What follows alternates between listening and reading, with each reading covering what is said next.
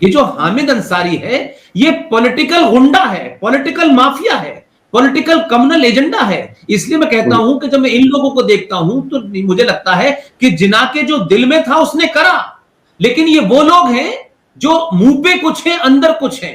और हिंदू मूर्ख ये समझता है कि देखिए साहब कितनी अच्छी गजल पढ़ रहे हैं, कितनी अच्छी बात कर रहे हैं। तो हामिद अंसारी एक नहीं बहुत सारे हैं। क्या इस हामिद अंसारी के बारे में ये साहब UAE, Afghanistan, Australia, Saudi Arabia, ये सब जगह एम्बेसडर रहा भारत का, और ईरान में रहे। तो ये जग जाहिर है, कोई नई बात नहीं है। ये इतना मरदूद है, इतना जलील है, इतना मक्कार है कि इस आदमी ने, इसकी रगों में जो खून है ना, ये जो मक्कारी शेरवानी पहन करके ये अपनी तमाम गुंडागर्दी बचा लेते हैं कि शेरवानी पहनने का मतलब लोग समझते हैं कि तमीजदार आदमी होगा, थोड़ा शरीफ आदमी होगा, लेकिन शेरवानी जो है गुंडागर्दी को छुपाने की भी एक लिबास बन गया है। इसने ईरान में रहते हुए, आप सब जानते हैं कि देश दुनिया भर में जहां जहां आपकी एम्बेसीज होती हैं, हाई कमिश्नर्स होते हैं, वहां आपके इंटेलिजेंस ऑफिसर भी रखे जाते हैं, लेकिन उनकी आइडेंटिटी इंटेलिजेंस ऑफिसर की नहीं होती है। बड़ा कॉमन है, हर आदमी रखता है, हर देश रखता है। लेकिन इस मरदूद ने वहां की नेशनल गार्ड के साथ मिलकर के रॉ के जो दो बड़े अफसर थे उनकी आइडेंटिटी डिस्क्लोज कर दी और दोनों मारे गए। और ये बात जग जाहिर है, सबको पता है। लेकिन आप ये देखिए कि इतना लंबा कैरियर ईरान में रहा, अफगानिस्तान में रहा, ऑस्ट्रेलिया में रहा, सऊदीया में रहा। हिंदुस्तान ने इस मरदूद को इतनी बड़ी बड़ी चीजें दी, या ये कह लीजिए कि जिस दौर में ये रहा, उस दौर में आप सोचिए कि कौन लोग थे, वो वही लोग थे कि तुम चाहे मुस्लिम लीग में रहो, चाहे कांग्रेस में रहो, क्या फर्क पड़ता है। तो इस शख्स ने उसके बाद फिर ये अलीगढ़ यूनिवर्सिटी का वाइस चांसलर रहा 2000 से लेकर के 2002 तक, और उसके बाद ये माइनॉरिटी कमीशन का 5 साल चेयरमैन रहा 2006 से लेकर 2007 तक। ये वहां उस वक्त यहां रहे लंबे समय तक। तो मैं आपसे जो कहना चाहता हूं कि कुल मिलाकर के गाजीपुर से निकला हुआ ये आदमी, इसका दूसरा चरित्र देखिए। ये जो बात जब करता है कि साहब हमें यहां डर लग रहा है, इसके दो भाई निजाम जो हैदराबाद वाला था, जो भारत की सेना से रजाकार लड़ रहे थे, इसके दो भाई निजाम की तरफ से लड़े। अच्छा, आप सोचिए जरा कि ये कोई ऐसा नहीं है, इसने निजाम की जूतियां इन्होंने भी उठाई हैं, इनके भाइयों ने भी उठाई हैं, और फिर ये उससे लड़ेंगे। आप सोचो कि इस किरदार के लोग हिंदुस्तान के प्रेसिडेंट और वाइस प्रेसिडेंट और चीफ जस्टिस और होम मिनिस्टर की पोजीशन पे बैठ जाएं, तो इस मुल्क का तो फिर बेड़ा गर्क होना ही है।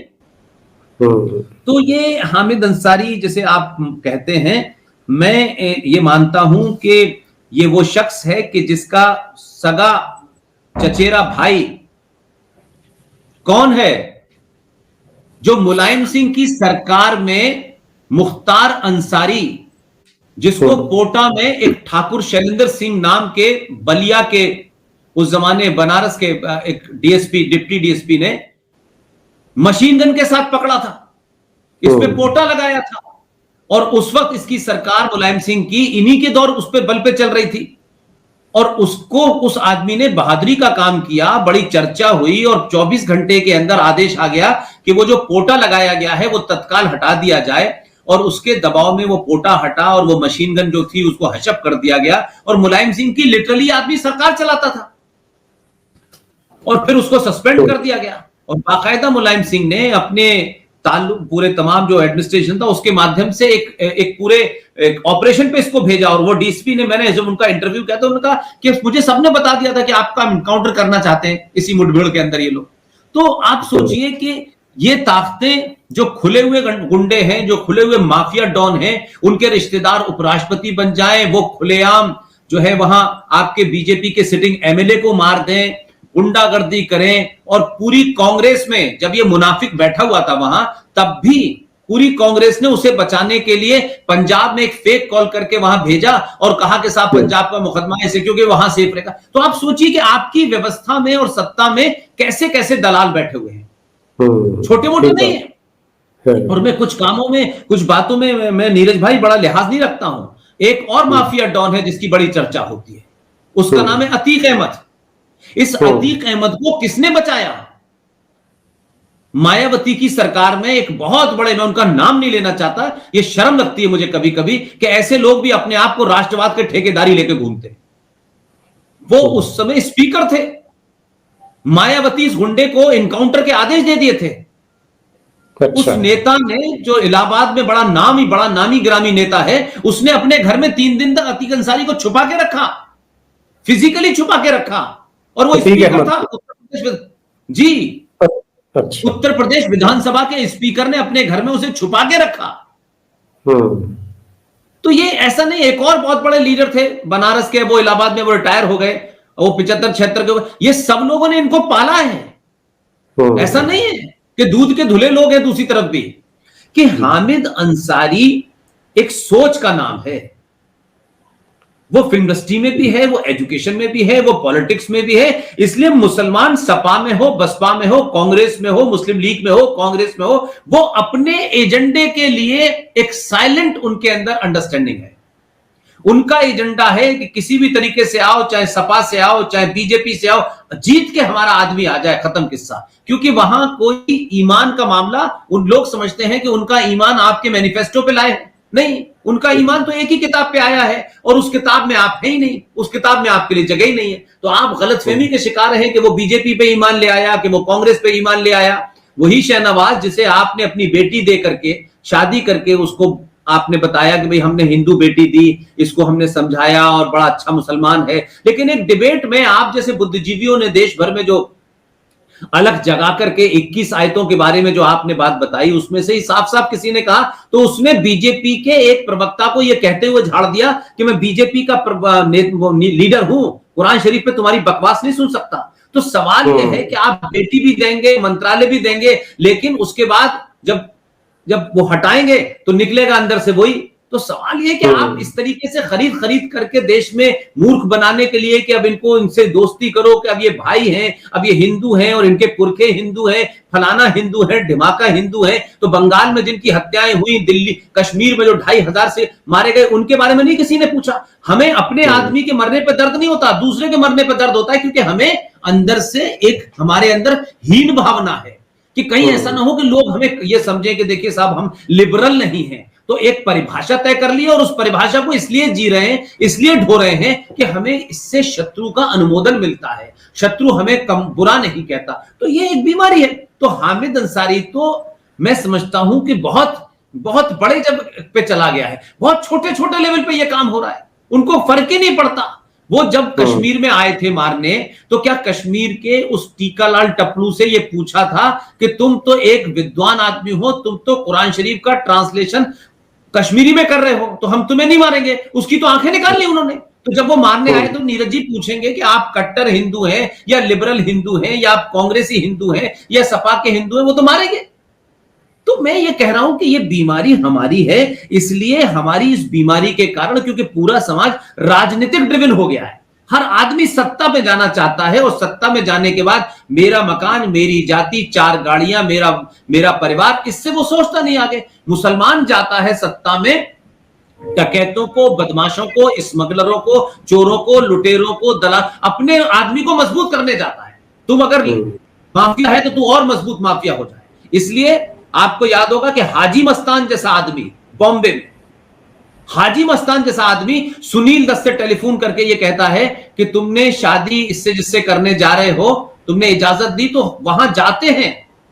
सुनील दत्त जो अपने आप को बहुत बड़ा ठेकेदार बता रहे थे सेकुलरिज्म का, उनकी शादी में हाजी मस्तान ने दखल दिया और हाजी मस्तान के दरबार में जाके गए और उन्होंने कहा कि नहीं, मैं उसे बहुत प्यार से रखूंगा। अब हाजी मस्तान एक माफिया, उसका क्या लेना देना है? और सुनील दत्त अपने आप को बहुत बड़े, बाद में तो सेकुलरिज्म के ठेकेदार बन के वो घूमे, लेकिन ये उनका चरित्र है कि तुम एक गुंडे और माफिया के पास गए और उसको तुम अश्योरेंस दे रहे हो कि मैं उसको ठीक से रखूंगा, और उसका क्या लेना देना? कहां वो हाजी मस्तान का? तो ये जो कैरेक्टर है कि वो हाजी मस्तान हो, दाऊद इब्राहिम हो, आजम खां हो, गुंडा हो, बदमाश हो, मुख्तार अंसारी हो, जावेद अंसारी हो, अतीक, वो किसी पार्टी में हो, लेकिन हमारे आदमी को हाथ मत लगाना।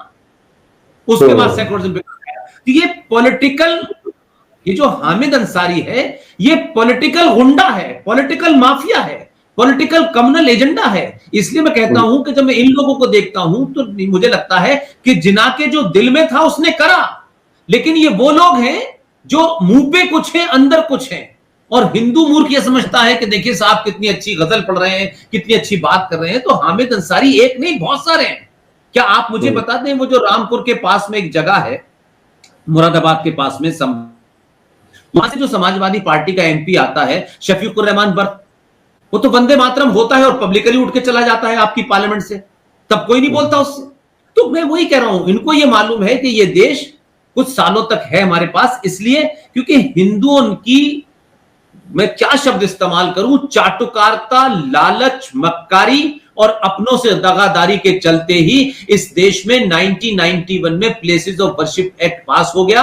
इन दलालों के चक्कर में हिंदुओं के इस देश के अंदर वक्फ प्रॉपर्टी कानून 2013 बन गया और ताजमहल के ऊपर कब्जा कर लिया। तो ये हामिद अंसारी की सोच को लेकर के हम जब जब चर्चा करेंगे तो ये हामिद अंसारी तक हमें फोकस नहीं रखना चाहिए। हमें इस बात पे फोकस रखना चाहिए कि एक सिविल एविएशन मिनिस्टर बना था इब्राहिम नाम का, आपको याद होगा, कर्नाटक का, वो कितना बड़ा माफिया डॉन था। तो आज वो कहां है नहीं पता, लेकिन उसकी एक पूरी एम्पायर चलती है। लेकिन हमारे यहां आपस में एक दूसरे को मारने का है। लिहाजा मैं मानता हूं कि ये पढ़े लिखे तथाकथित बहुत खुश उर्दू बोलने वाले, बड़ी पोलाइट लहजे में बोलने वाले, बड़ी मक्कारी के साथ पकड़ने फंसाने वाले, ये वो टेररिस्ट हैं जो हमेशा से हैं। इसलिए कश्मीर पे इनका मुंह नहीं खुलेगा, केरल पे मुंह नहीं खुलेगा, और बहुत, और उनका क्यों खुले जब आपके लोगों का मुंह बंद है, जो आपके समाज को एक करने का ठेका लेके घूम रहे हैं। जब वही चुप हैं तो दूसरा क्यों बोलेगा भाई। तो हामिद अंसारी तो भी बहुत हैं, वो तेरे पैदा होने हैं, ऐसी कोई नई बात नहीं है। मैं तो इन सबको बहुत पास से देखता रहा हूं, कोई ऐसी बात नहीं क्या कहते कि कोई किसी कहीं और से आए हों। वो यादव के नाम पे, ब्राह्मण के नाम पे, ठाकुर के नाम पे, ये सब लोगों को हम ही ने पैदा किया है और ये सिलसिला बंद हो गया है, इसलिए लोगों को डर लगने लगा है। उन्होंने कहा अब तो दूसरा पैदा नहीं हो पा रहा है, तो ये सिलसिला आपको डराते हैं, आपकी बदनामी करते हैं, और इनके पास इतना बड़ा हथियार है कि अखलाक को मार दीजिए तो यूएनओ तक खबर जाएगी, लेकिन 2500 कश्मीरियों को मार दें, दिल्ली से खबर चल के केरल तक नहीं पहुंची पिछले 70 साल में। अखलाक के लिए तो जस्टिस पूरी दुनिया ने मांगा, लेकिन इस्लाम के नाम पे कुरान पढ़ पढ़ के जब 2500 कश्मीरियों को मारा और 2.5 लाख कश्मीरी हिंदू ब्राह्मणों को वहां से निकाल करके, यह खबर अंतरराष्ट्रीय नहीं बनी, यह दुनिया का सबसे बड़ा जिनोसाइड हुआ नहीं बनी, क्योंकि हम हिंदू सिर्फ यह सोचते हैं कि हमें नहीं लड़ना, हमारी लड़ाई कोई और लड़े। अब हमने मोदी को ठेका दे दिया है, मोदी लड़ेगा, वो सरकार में बैठा है, हमेशा लड़ेगा। फिर ये चले जाएंगे तो हम दूसरे को रोएंगे, हम रोते रहेंगे, खुद नहीं लड़ेंगे कभी, खुद अपने हिसाब से जवाब नहीं देंगे। सगे भाई से जमीन पे 10 इंच का झगड़ा हो जाएगा तो उसकी हत्या करने में हमारे हाथ पैर खुल जाते हैं, लेकिन एक जिहादी आपके मकान में बेटी को, मां को लूट रहा है, रेप कर रहा है, तो हम नहीं लड़ते। तो हम सब कुछ सरकार और व्यवस्था से चाहते हैं। इसलिए हामिद अंसारी ये पैदा होते रहेंगे और इन सब का इतिहास देखिए कि एक छोटी सी बात बता, जिस हैदराबाद की सेना ने निजाम के खिलाफ लड़ाई लड़ी, उस निजाम के खिलाफ लड़ाई लड़ने वाली सेना को आपने सेना में जगह नहीं दी, सेना में जगह नहीं दी उसको, लेकिन दूसरों को दे दी। तो हमारे यहां तो गद्दार इतने अंदर तक बैठे हैं कि अभी 70 सालों में जो हम समझते हैं कि सब कुछ बाहर आ गया, अभी तो नीरज भाई 1% भी बाहर नहीं आया है। ठीक बात है, बिल्कुल ठीक कह रहे हैं। अभी तो आप जैसे करीब करोड़ों नीरज चाहिए, करोड़ों GT-RS चाहिए, सुशील पंडित चाहिए, ललितम बरदार चाहिए, अंकुर शर्मा, तब जाके होगा। क्योंकि आज भी मैं ये देख रहा हूं कि होड़ लगी हुई है, हिंदुत्व के नाम पे दुकानें खोली हुई है, जमीन पे कोई काम नहीं हो रहा है, कोई काम नहीं करना चाहता, और जो काम कर रहे हैं उनको कोई मदद भी नहीं करना चाहता, उनको शाबाशी भी नहीं देना चाहता, क्योंकि उनको लगता है कि इस वक्त इनकी जरूरत नहीं है, जब हम सत्ता से बाहर हो जाएंगे तब कुछ जो ठेकेदार हिंदुओं के हैं वो दुकानें चलाना शुरू कर दें। अब ये बात कह दो तो उन्हें बुरा लग जाता है।